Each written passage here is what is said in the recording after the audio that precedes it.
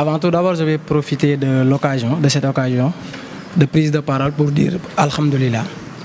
Alhamdulillah d'être parmi ces jeunes cooptés pour être ici à Fatick, parmi tant d'autres étudiants, d'être ici dans le cadre d'un atelier de formation, de renforcement de capacité, si je peux le dire ainsi, dans le secteur extractif, avec bien sûr comme module la réglementation dans ce secteur.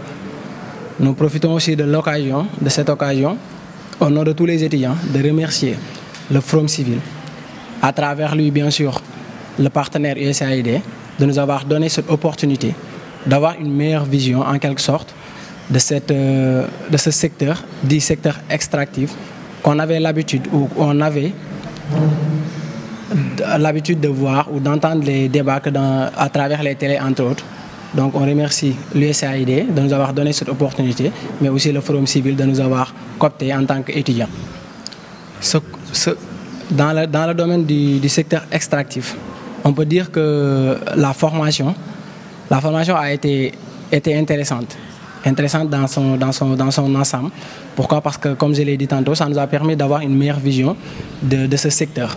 Quand je parle de meilleure vision, ça nous a permis en quelque sorte de savoir comment gérer la transparence, comment assurer en tant que jeune, en tant que leader, en tant que porteur de voix, comment assurer la transparence, mais aussi la redevabilité dans ce secteur, à travers bien sûr la réglementation, à travers la réglementation des différentes sous-parties ou des différentes parties de ce secteur, à savoir l'hydrocarbure comme dans les mines, avec les réglementations, c'est-à-dire les normes mises en place pour permettre en quelque sorte de savoir comment déroule ou comment fonctionne le secteur.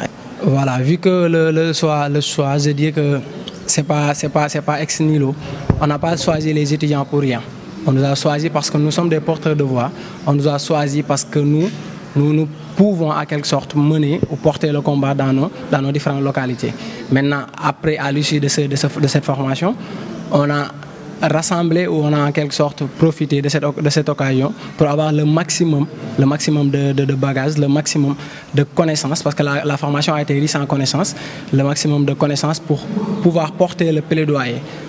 Je peux dire qu'à travers cette formation, on peut en quelque sorte dire qu'on a un aperçu de nos droits, de ce que nous devons dire, de ce combat que nous devons porter dans nos différentes localités, à travers, par exemple, cette formation portant ou considérant le secteur extractif, que ce soit dans le domaine des hydrocarbures comme dans les mines.